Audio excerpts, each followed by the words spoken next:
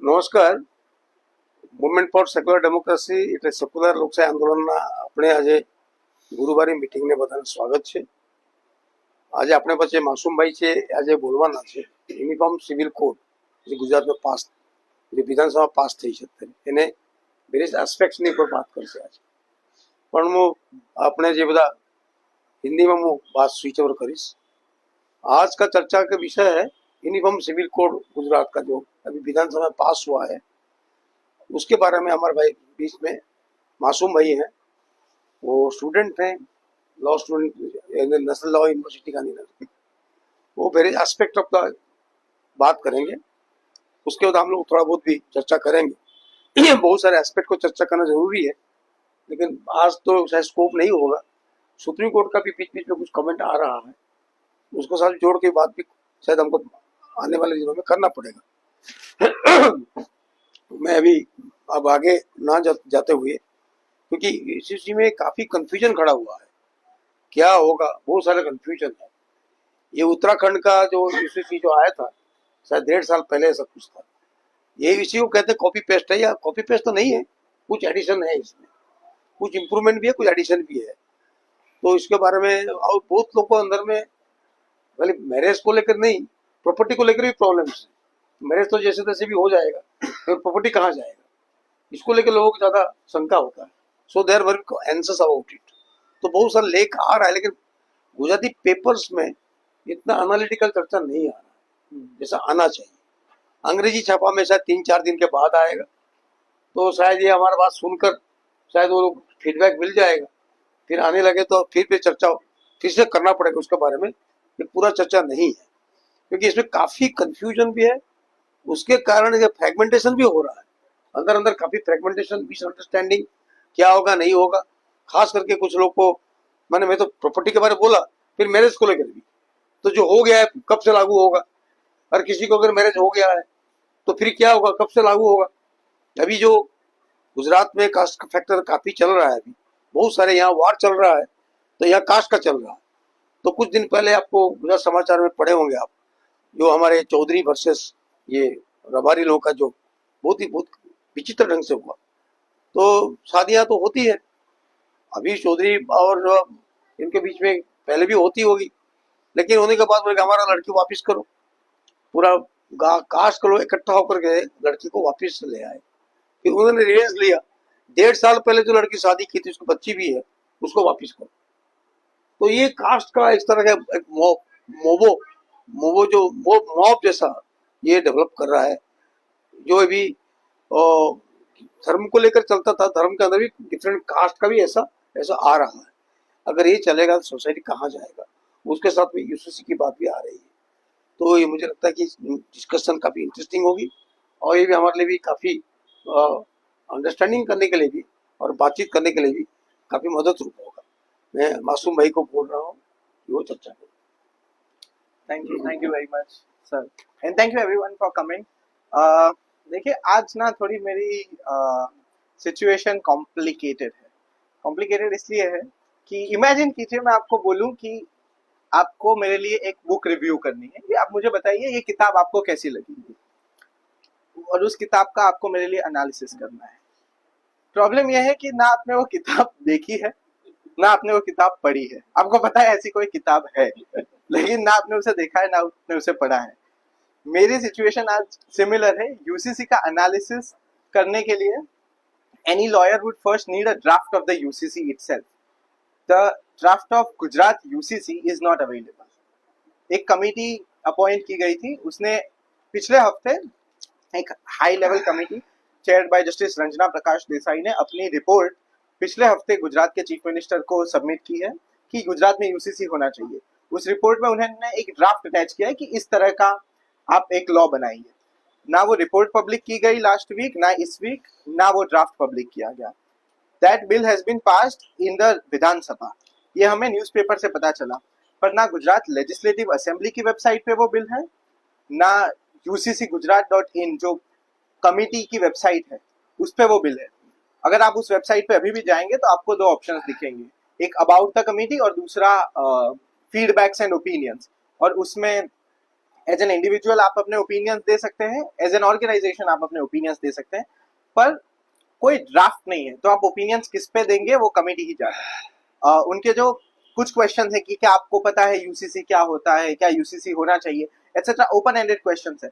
पर यूजुअली जब आप लॉ बनाते हैं तो आप एक ड्राफ्ट पब्लिश करते हैं और उस पर कमेंट्स इनवाइट करते हैं कि ये एक हम इस तरह का कानून बनाने के बारे में सोच रहे हैं, आप बताएं कि इसमें कुछ चेंजेस हो सकते हैं, कुछ प्रावधान अलग हो सकते हैं या नहीं। इस केस में बड़ी पेचीदा बात है कि लॉ पब्लिश ही नहीं हुआ है और विधानसभा में पारित हो जाने के बाद भी गेजेट की वेबसाइट पे भी वो लॉ अब तक अवेलेबल नहीं है। आज सुबह तक मैंने चेक किया था, गुजरात गवर्नमेंट की ई गेजेट वेबसाइट पर वो लॉ नहीं है।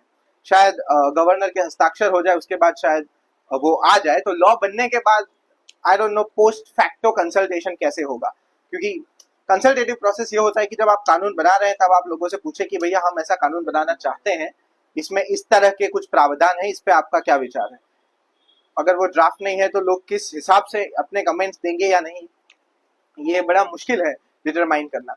इसलिए यूसीसी का एनालिसिस बहुत एक्यूरेट, जो सर ने बोला कि कोई ढंग का एनालिसिस अवेलेबल नहीं है, वो ढंग का एनालिसिस अवेलेबल ना होने का एक कारण ये भी है कि ड्राफ्ट ही नहीं है, तो बिना वो ड्राफ्ट पढ़े आप उसका कैसे एनालिसिस कर सकते हैं।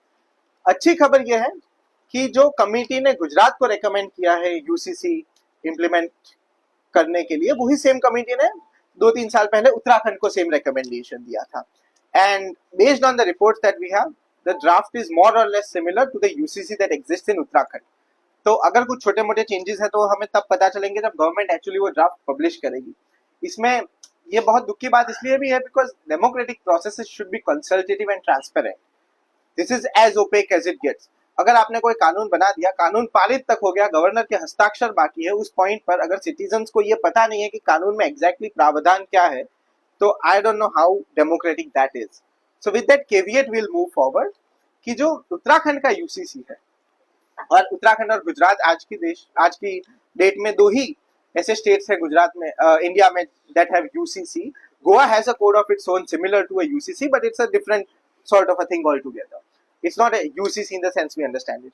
तो पहले तो UCC का जो हिस्ट्री है कि UCC क्यों जरूरी है उस सब में मैं नहीं जाऊंगा। हम शुरू करेंगे कॉन्स्टिट्यूशन से कि कॉन्स्टिट्यूशन का जो पार्ट 4 है, जो डायरेक्टिव प्रिंसिपल्स है कि जब सरकार नीति बनाए तो इन चीजों को ध्यान में रखे, उसमें आर्टिकल 44 जो है वो बात करता है कि there should be a uniform civil code across communities, across religions. Civil law जो जिसे हम दीवानी कानून बोलते हैं वो एक तरह का होना चाहिए। शादी के जो रूल्स है वो सिमिलर हो, डाइवोर्स के जो रूल्स सिमिलर हो, इस तरह की कुछ बात है। और ये कॉन्स्टिट्यूशन में एक तरह से डायरेक्शन है गवर्नमेंट को कि आप ऐसा कुछ करें, पर मैंडेट नहीं है। अगर गवर्नमेंट नहीं करती है तो आप उसके अगेंस्ट कोर्ट नहीं जा सकते। हालांकि तो पिछले 70 सालों में बात तो यूसीसी की चली है, लेकिन किसी ने एक्चुअली यूसीसी का कोई ड्राफ्ट लाके इम्प्लीमेंट करने की कोशिश नहीं की है। पिछले 3-4 सालों में पहली बार किसी गवर्नमेंट ने ट्राई किया है, उत्तराखंड ने सक्सेसफुली ट्राई किया, फिर गुजरात में वो एक्सपेरिमेंट अब कंटिन्यू हो रहा है। अब मेरे कुछ बहुत फाउंडेशनल डिफरेंसेस भी है with the idea of UCC. At the core I do not agree with, even though it's in the constitution, I do not agree with the idea कि सबके लिए जो पर्सनल लॉ है वो सेम होना चाहिए। मुझे नहीं लगता है इसकी कोई जरूरत है। जब तक आपका जो पर्सनल लॉ है वो कॉन्स्टिट्यूशनल मोरालिटी से जुड़ा हुआ है कि जो भी आपका लॉ है उसमें कुछ ऐसा नहीं हो रहा है जो बहुत ही मतलब गलत हो या बहुत ही इमोरल हो, जब तक ऐसा नहीं है कुछ, till the time that your personal law is reasonable, I don't think there's a need for everyone to have a uniform law. So जो most people when they talk about UCC proceed from the a priori assumption that UCC is a necessity and UCC is a good thing. I would want to challenge that foundation to begin with. I personally disagree कि सबका law same होना चाहिए। सबका law constitutional होना चाहिए, moral होना चाहिए, reasonable होना चाहिए। But for it to be the same is not a necessity in my understanding. For it to be uniform, I don't think is genuinely necessity, although the constitution suggests that there should be something like that. But moving forward, the government has relied on the constitutional imperative of sorts कि भैया constitution में लिखा है UCC तो necessarily करना ही चाहिए। और वो करने का फिर तरीका क्या है? वो करने का तरीका वेल आपने देखा कितना कंसल्टेटिव है गुजरात में, we have seen, but it's about now uniformity. तो सबके जो मैरिजेस होंगे, the rules will be same. The divorce, for divorce the rules will be same across religions. अब मैंने उत्तराखंड वाला ड्राफ्ट देखा, and we have good reasons to believe that the Gujarat draft will be more or less a copy of the Uttarakhand draft. उसमें अगर आप marriage के और divorce के जो सेक्शंस है उन्हें देखें, और द ग्राउंड्स की इन इन रीजंस की वजह से डाइवोर्स हो सकता है, वो ग्राउंड्स देखें, तो बहुत एक्सटेंड तक आपको it looks like a copy paste of the Hindu marriage act. तो अगर आप एक यूनिफॉर्म सिविल कोड बना रहे हैं और सबके लिए बना रहे हैं, so I would expect you to consult people and bring in a provision which is not a reflection of the provisions of an act that caters already to Hindu marriages, especially when you are in a government that's facing allegations of majoritarianism. ये करने के बाद अगर आप ये शिकायत करते हैं कि हमारे अगेंस्ट मेजोरिटेरियनिज्म का एलिगेशन लगता है, तो वो रीजनेबल है. सेकेंडली इन्होंने एक चीज उसमें एक प्रावधान ये है कि देखिए मैरिज जो होगा उसके रूल सिमिलर होंगे, पर मैरिज करने के तरीके अलग अलग हो सकते हैं. इतना उन्होंने स्पेस दिया है. फॉर एग्जांपल अगर आप हिंदू हैं तो आप सप्तपदी के हिसाब से मैरिज करेंगे, अगर आप मुस्लिम हैं तो आप निकाह करेंगे, अगर आप क्रिश्चियन हैं तो आप अपने रिचुअल्स फॉलो करेंगे. तो जो मैरिज करने का तरीका होगा वो आपका पर्सनल जो कल्चर है उसके हिसाब से हो सकता है, पर the rules of marriage, the rules of divorce, किन रीजंस की वजह से डाइवोर्स हो सकता है, किन रीजंस की वजह से नहीं हो सकता है, ये सब यूनिफॉर्म रहेगा. अब as I said that there are some things which are unconstitutional and which could be sort of struck down. जैसे ट्रिपल तलाक एक चीज थी जो इस्लाम में थी, तो सुप्रीम कोर्ट ने स्ट्राइक डाउन की as unconstitutional and necessarily offending constitutional morality. इस तरह के स्टेप्स आप ले सकते हैं. There are no issues with that. If there is something that you find, for example the concept in Islam that if you want to remarry your wife, she has to marry someone else again. That is a very problematic and I mean patently problematic concept, right? So such things you can strike down, such things you can remove. But ये कुछ चीजें जो हर धर्म में issues है, और जो हिंदू धर्म में भी थे 1956 में जब हिंदू मैरिज एक्ट आया और हिंदू कोड बिल जो 4 पार्ट्स में फिर उसके बाद ये सारे इश्यूज हिंदू जो पर्सनल लॉ में फिक्स हुए हैं. So similarly you can do separately for every single religion. You don't have to bring in one law and say it will be uniform everywhere, because although there is an imperative in the constitution for uniformity, the constitution also permits diversity and plurality that you cannot ignore. That said, these are all more sort of political points. I'll now come to the legal issues here. The legal issues here are this. First, आप marriage कैसे भी करें, किसी भी religion के अंदर करें, आपको मैरिज रजिस्टर करना कंपलसरी है. अब तक नहीं था. Here on, it's compulsory for you to register a marriage if you get married under the UCC. अब इसे क्या है? It's a civil law, दीवानी कानून है. तो अगर आप वो मैरिज रजिस्टर नहीं करते हैं तो क्या होगा? थोड़ा सा फाइन हो जाएगा. उससे ज्यादा क्या ही हो सकता है? आपको सरकार टकोर करेगी कि भैया रजिस्टर कीजिए. लेकिन the provision is that if within 1 month of you getting married, if you fail to register your marriage, you'll have to pay a fine of 10,000 rupees and you can face imprisonment of up to 3 months. This is as absurd and as ridiculous as it gets. If it's a civil law, अगर ये दीवानी कानून है तो ये फौजदारी provision कहाँ से आया? This is criminal prosecution, right? अगर आप किसी को जेल कर रहे हैं तो. So number one, the name Uniform Civil Code itself I have massive issues with. But moving from that, as a requirement for you to register marriages, if you don't, you face fine and imprisonment both. तब ये clear है कि आपने register नहीं किया तो आपका marriage एक तो वैलिड नहीं माना जाएगा और आपको फाइन और इम्प्रिजनमेंट होगी वो अलग. So on one end there is this requirement. On another hand, this same government has made changes to the marriage registration rules and made it difficult for intercaste and interfaith couples to get married. हमने previous discussion में इसकी चर्चा की थी. मैं थोड़ा सा recap कर देता हूँ कि अगर आप एक इंटरकास्ट इंटरफेथ कपल है और आपको अगर अपना मैरिज रजिस्टर करना है तो अंडर द न्यू रूल्स, उस टाइम जब हमने चर्चा की थी तब ये रूल्स ड्राफ्ट थे. आज की डेट में ये रूल्स बन चुके हैं एंड दे आर इफेक्टिव. अगर आपको अपना मैरिज रजिस्टर करना है तो you can only register it at the place where the woman belongs to or where she resides. Second, you can not register it unless you give a notice to the woman's parents for 30 days. And if you get a no objection sort of a form signed by the woman's mother specifically. इस तरह के rules है. तो all the more it's difficult for intercaste and interfaith marriage couples to register their marriage. तो तब तक ये था कि ठीक है चलिए मैरिज रजिस्टर करना कंपलसरी नहीं था, तो आप एक इंटरकास्ट इंटरफेथ कपल हैं भी तो आप मैरिज रजिस्टर नहीं करेंगे, फिर भी आपकी मैरिज वैलिड है, तो कम से कम आप साथ तो रह सकते हैं बिना रजिस्टर किए. Now there is a requirement for you to register as well. I mean it's really impossible to not see this as an all out attack on interfaith and intercaste marriages and the project of annihilation of caste and annihilation of these religious differences. क्योंकि B are Ambedkar ने क्या कहा था, एक ही तरीका है, दो तरीके हैं annihilation of caste के, interdining and intermarriage. This is a calculated strategic all out attack on intercaste couples, interfaith couples. You are preventing them from getting married and in a very tactical legal way. कि आपको marriage register करवानी पड़ेगी, नहीं करवाएंगे तो आप jail जाएंगे, और आपके लिए मैरिज रजिस्टर करवाना हमने और डिफिकल्ट कर लिया है. And we know the realities of honour killing here. We have spoken about कि अगर वो रूल्स अब तो they are in force, if you follow those rules and if you seek to register your marriage, if you are a runaway couple let's say, और अगर आप जहां से वो लड़की बिलोंग करती है वहां मैरिज रजिस्टर करने जाएंगे, you face a serious threat to your life and live. So this is, I mean, beyond comprehension. It's so smart but so clever, and so clever that ordinarily unless you join these dots you'll miss it. एक and पे आप सोचेंगे कि ठीक है ये तो registration rules इसलिए बढ़ा रहे हैं ताकि लड़कियों की सेफ्टी इंश्योर कर सके, उनके माँ बाप ये देख सके कि भाई हमारी लड़की किसी से शादी कर रही है तो हमें पता हो. और one and you will think कि मैरिज रजिस्ट्रेशन तो अच्छी बात है, और and the government is putting it in very flowery language that hey we want marriages registered. Marriage register होगा तो हमें पता होगा, तो औरतों को न्याय मिलेगा अगर कल को जाके कुछ होता है.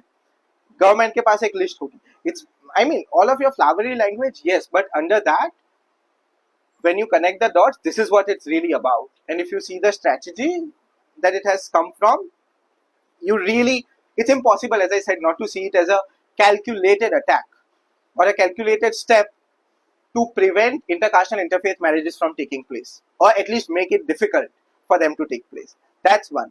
अब marriages की बात हुई. Now let's come to live-in relationships.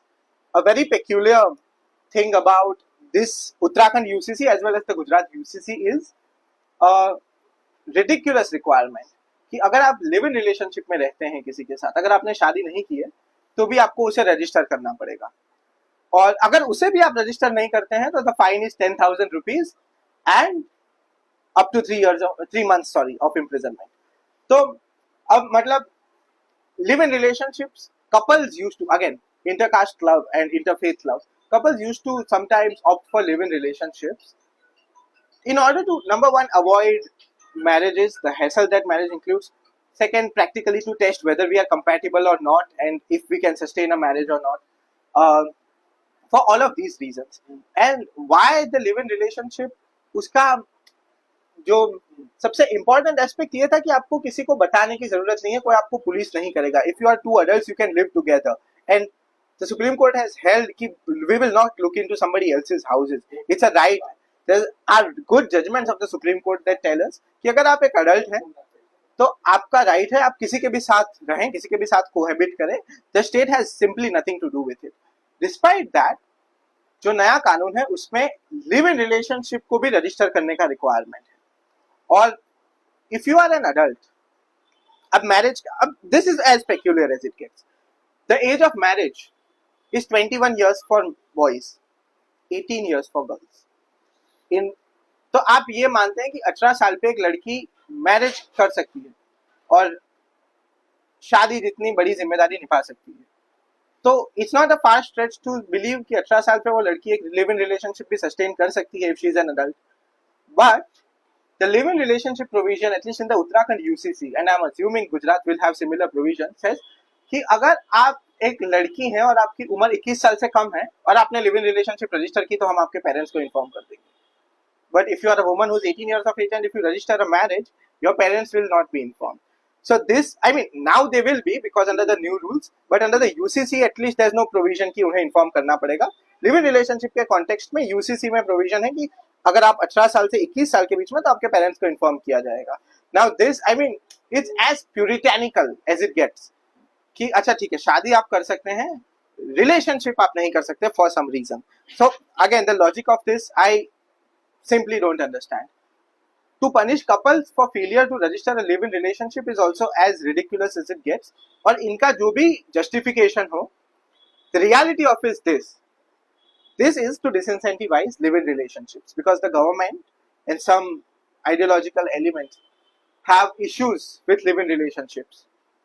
And again, all of this is sustained. I mean, let's not lose sight of the fact that all of this is also a sustained strategic attack on intercaste and interfaith marriages and intercaste and interfaith relationships also. और जैसा sir ने बोला एक अब तो पूरा ऐसा environment in Gujarat and across the country, but specifically as we know from instances in Gujarat बनता जा रहा है कि intercaste marriages are frowned upon now for some reason. And like singers who are very popular, actors who are very popular have faced backlash for marrying outside their caste. Such a thing was, I mean, few years ago unheard of. But now it's a reality. And with that change in social sort of norms and social modes, there's also an analogous change in the law that's made very strategically to simply disincentivize intercaste love, intercaste marriages, interfaith love and interfaith marriages. Not to mention कि love जिहाद laws करके भी कुछ exist करता है country में और इस तरह के भी लॉज हैं कि अगर आप एक मुस्लिम हैं और if you are a Muslim man and if you marry a woman you will be subject to scrutiny so that sort of thing. So if you look at all of these laws, it's, as I said, really difficult not to look at it from a point of view ki when you connect these dots, it's very clear that you are going after interfaith marriages, interfaith love, intercaste marriages, intercaste love. So this is about live-in relationship कि आपको register करना पड़ेगा. If you are in a live-in relationship, if your live-in relationship gets terminated, that also you have to go and register. कि अगर मान लीजिए आप किसी के साथ रिलेशनशिप में है, लिव इन रिलेशनशिप में रह रहे हैं, now you guys have broken up for whatever reason. Now the reason people choose to be in live in relationships is because it's easier to break up. Marriages involve more complicated mechanisms. आपको court जाना पड़ेगा, degree लानी पड़ेगी, ये सब. Live in relationship is mutual, you can mutually break up. तो यहाँ अब तक आप म्यूचुअली ब्रेकअप कर सकते हैं. अब अगर आपने किया तो आपको सरकार को जाके बताना पड़ेगा. मतलब अगेन दैट कहावत मियाँ बीवी राजी, लेकिन हाँ, लेकिन यहाँ काजी है वांट्स टू डू एवरीथिंग. यहाँ qazi wants to do everything. Qazi, I mean incredible. So तब आपको ये भी करना है कि जाके उन्हें बताना है कि अरे I have broken up with someone. So I mean, imagine if you are a young person who's in a live-in relationship, your partner breaks up with you, right? Your first instinct so far would be to call up your best friend and be like, "Hey, I got broken up with." अब आपको जाना पड़ेगा registrar के पास कि भैया मेरा breakup हो गया है, प्लीज मेरी लिव-इन रिलेशनशिप टर्मिनेट कीजिए. तो I mean ridiculous stuff, laughable if it wasn't so problematic. And चलो ठीक है, लिव इन रिलेशनशिप्स आपने रिकॉग्नाइज कर दिए, स्टैट्यूटरीली उसे रख दिया. सो 2023 का सुप्रीम कोर्ट का एक जजमेंट है, Supriyo versus Union of India, that I don't tire of talking about, where they said that same sex couples don't have the right to marry, but two judges said that there is, all of them said that they have the right to live together. And two judges said, Justice Chandrachud and Justice Kaul, कि उनके पास साथ में रहने का ही अधिकार नहीं है, उनके पास ये भी अधिकार है कि वो सरकार से रिकॉग्नाइज करवाए अपना सिविल यूनियन जो साथ में रह रहे हैं. So same sex couples according to the supreme Court have the right to live. चलो मैरिज का राइट नहीं है, लिव इन रिलेशनशिप का राइट है. That Supreme court has categorically held. तो जब ये यूसीसी बना रहे थे, उत्तराखंड वाला तो पहले बना था, जब गुजरात यूसीसी बन रहा था, I mean I have not seen the draft, so basis Uttarakhand draft, आप ये कर सकते थे कि you could have made this live in relationship provision at least gender neutral. तो एक स्टैट्यूटरी रिकॉग्निशन मिल जाता है सेम सेक्स सिविल यूनियंस को, if not same sex marriages. But that provisions read any man and woman living together in a live in relationship. So it means if you are a man and man living together in a live-in relationship, you don't have to register. If you are a woman living with a woman, you don't have to register. But if you are a boy and a girl living together, you somehow have to register. Now, again, this is heteronormative. इन्हें लगता है कि प्यार सिर्फ heteronormative होगा. But we know same-sex love exists today, and there is no requirement to sort of register a live-in relationship. So I think that's also good because at least it means intercaste love in same-sex context is still protected, perhaps. And intercaste and interfaith love in same-sex context is still protected, if not in heterosexual context. पर so ये भी कि अगर आप ये कर रहे थे तो you could have sort of recognized also same sex relationships and then live in if your intentions were so good. ये पूरे में एक चीज अच्छी है कि लिव इन रिलेशनशिप में if you have a child the act provide specifically कि that child will be considered a legitimate child. वो बच्चे को नाजायज नहीं माना जाएगा, जायज माना जाएगा, क्योंकि live in relationship of government ने रिकग्नाइज किए. So it's a child, although not born out of a marriage, it's nevertheless child born out of a relationship that the government recognizes. So that is a good thing. But anyway, वो बच्चे के rights जो थे पहले भी वो protected थे under a bunch of cases that the Supreme Court has decided that look, if you have a child, legitimate, एक तो child is not an illegitimate, the relationship is children are always legitimate. So if you have a child born out of an illegitimate relationship, it will nevertheless get certain property rights within the father's rights and whatever it's entitled to in the mother's rights. तो ये तो Supreme court के justice Chandrachud का ही judgement है. इसको इन्होंने स्टैट्यूटरीली थोड़ा recognise कर लिया है अक्रॉस रिलीजन. इसको एक्सटेंड कर दिया है. वो सिर्फ हिंदू लॉ में था, ये सब रिलीजन्स में कि अगर आप लिव इन रिलेशनशिप में और एक बच्चा होता है तो उसके कुछ राइट्स होंगे, वो बच्चा लेजिटिमेट होगा. लेकिन यहाँ एक और चीज है कि live in relationship they will not register if you are someone who is already married and is in a live-in relationship, because this is also a phenomena that people who are already married with someone else are in a live-in relationship with someone else, right? कि आपका एक तरफ शादी है आपकी, शायद you are not maybe with your partner, yeah, you are not divorced, but you are living with someone else, so that is a live-in relationship. Now that the government for some reason refuses to recognize and register. तो अगर आपको इतनी ही चिंता है, justification ये है कि live in relationship हम इसलिए रजिस्टर करना चाहते हैं so that women do not get exploited and their rights are protected because the government is aware of कि oh, this person is in a live-in relationship with this person. So you are saying, you are effectively telling me कि अगर एक bachelor इंसान किसी लड़की के साथ रहता है तो उसे एक्सप्लॉइट कर रहा है और इस लड़की के राइट्स प्रोटेक्ट करने की जरूरत है. पर अगर कोई मैरिड इंसान किसी और लड़की के साथ रहता है तो वो उसे एक्सप्लॉइट नहीं कर रहा है और उसके राइट्स प्रोटेक्ट करने की जरूरत नहीं है, क्योंकि अगर होती तो आप इसका भी रजिस्ट्रेशन करते ना, इसके लिए कोई पनिशमेंट है ना कुछ और है. So then this तो you have left out of the law. This situation, आपका ये सिचुएशन है कि अगर आप दोनों बैचलर थे और साथ में रह रहे हैं तो रजिस्ट्रेशन होगा, गवर्नमेंट को पता होगा. अगर और जस्टिफिकेशन ये है कि उस औरत का एक्सप्लॉइटेशन ना हो लिव इन रिलेशनशिप के नाम पे, उसके कुछ राइट्स प्रोटेक्टेड रहे. तो अगर कोई मैरिड व्यक्ति किसी बैचलर लड़की या किसी और मैरिड लड़की के साथ लिव इन रिलेशनशिप में है तो इसके राइट्स का क्या, वो लॉ में प्रोटेक्टेड नहीं है. This is why I said in the very beginning that this law when drafting should have been a consultative process, because they have looked all of this and now they have come out with a bill. The governor will sign it tomorrow or maybe next week and it will become law, and then we'll have to live under this absolutely ridiculous and absurd regime. So I mean, these are primarily the main issues that I see with UCC. As I said, draft है नहीं तो मैं पढ़ के कुछ बता नहीं सकता exactly. This are all based on media reports, based on the Uttarakhand draft. Draft तो ठीक है, वो रिपोर्ट भी नहीं है कि यूसीसी की जरूरत क्यों है, उसका भी जस्टिफिकेशन हमारे पास नहीं है. वो रिपोर्ट में होपफुली जस्टिफिकेशन होगा, but that reports not public. So based on whatever information I could get from the media, from the government's own press statements, etc., and the main issues that I saw, I sort of spoke about them. More than this, we will be able to talk about only once we have drafts, we have studied it, and we have some semblance of understanding of कि क्या है exactly law में हो क्या रहा है.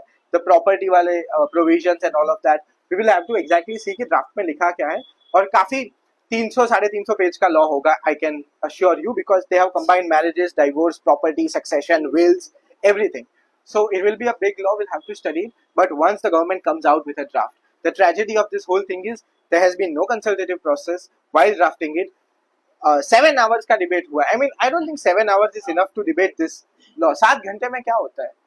मुझे इतना बेसिक बातें बताने में 1 घंटा लगा.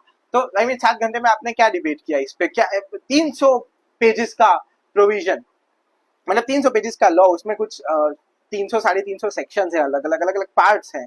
लिव इन रिलेशनशिप पे अलग चैप्टर है, अलग पार्ट है पूरा, मैरिज पे अलग पार्ट है, डाइवोर्स पे अलग पार्ट है. वो सब आपने 7 घंटे में कैसे डिबेट कर लिया? I refuse to sort of understand. And but be that as it may, we are in a very vibrant democracy, biggest democracy in the world, and so that's the democracy we have. So once this law comes out, we'll probably be able to ex post think about the validity and the you know reasonableness of the law. As of now, from the amount of limited information that we have and that I had access to, I could sort of put together these aspects. The bottom line of this is that if you think about it uh, slightly carefully, it is a very strategic move in a series of moves to sort of outlaw or make difficult intercaste and interfaith marriages and intercaste and interfaith love. I think for now that's all I have. Once we have the bill, maybe we'll be able to talk more, but I'm happy to take questions or comments. What about the third gender? You don't give that option.